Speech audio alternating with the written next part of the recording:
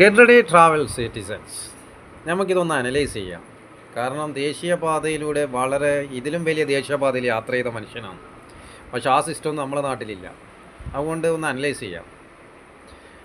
ബസ്സും ബൈക്കും നേർക്ക് നേർ ഉറക്കത്തിനിടെ തീർന്നളയെന്ന് പറഞ്ഞിട്ടാണ് ഗ്രാഫിക് സിസ്റ്റം മനോരമ ഇറക്കിയത്. പക്ഷെ മനോരമ ഇറക്കിയ ഗ്രാഫിക് സിസ്റ്റത്തിലാണ് പ്രശ്നം. കണ്ണൂർ ജില്ല ഹൈദരാബാദ് ബാംഗ്ലൂർ ഹൈവേ ആണ്.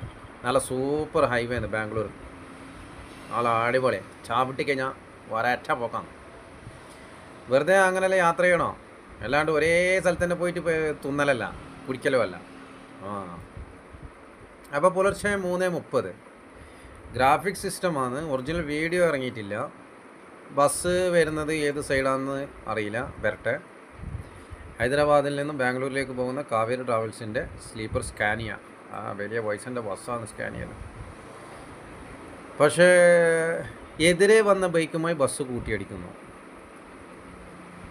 എതിരെ വന്ന് അപ്പോൾ ഈ ബൈക്കുകാരൻ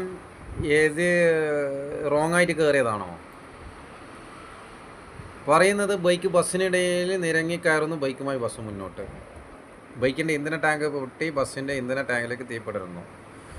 ഡ്രൈവറും സാർ ഡ്രൈവറും ക്ലീനറും വേണ്ടി നിർത്തി പുറത്തേക്ക് ചാടി.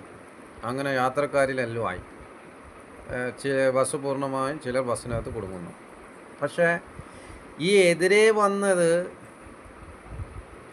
അങ്ങനെ വരുന്ന വഴിയാണെങ്കിൽ ഇതൊരു അട്ടിമറി ആയിക്കൂടെ? കാരണം നമ്മളെ ഒരു എയർ ഇന്ത്യ ഫ്ലൈറ്റ് ഇതായിന്. പക്ഷെ വന്നത് എയർ ഇന്ത്യ ഫ്ലൈറ്റിലെ 3 പൈലറ്റർമാരിൽ ഒരു പൈലറ്റ് എന്തോ സാധനം അമർത്തിക്കൊണ്ടാണ് ആ ഫ്ലൈറ്റ് വീണത്. പക്ഷേ പ്രശ്നം എന്ന് പറയുന്നത് ഒരാളതിൽ രക്ഷപ്പെട്ടിന്. അയാളാണെങ്കിൽ നിയമം കൊണ്ട് കുറച്ച് ഇടങ്ങാറായിപ്പോയിന്. പക്ഷേ ഫ്ലൈറ്റിൽ വീണ ബാക്കിയുള്ള ആൾക്ക് വേണ്ടിയിട്ട് പ്രോസിക്യൂട്ട് ചെയ്യാൻ വേണ്ടിയിട്ട് 3 പൈലറ്റും ജീവിച്ചിരിപ്പില്ല. അപ്പോൾ അവരെ എങ്ങനെ പ്രോസിക്യൂട്ട് ചെയ്യും? അപ്പോൾ ഇതിലെ പ്രശ്നം എന്ന് പറയുന്നത് ഇതാണ്. ഇതൊരു അട്ടിമറിയാണോ? പോലീസ് തന്നെ അന്വേഷിക്കണം. കർണാടക പോലീസാണ്, നമുക്ക് കണ്ടറിയാം. ഇല്ലെങ്കിൽ എയർ ഇന്ത്യ മാതിരി അതും ചരിത്രമായി മുന്നോട്ടേക്ക് പോകും.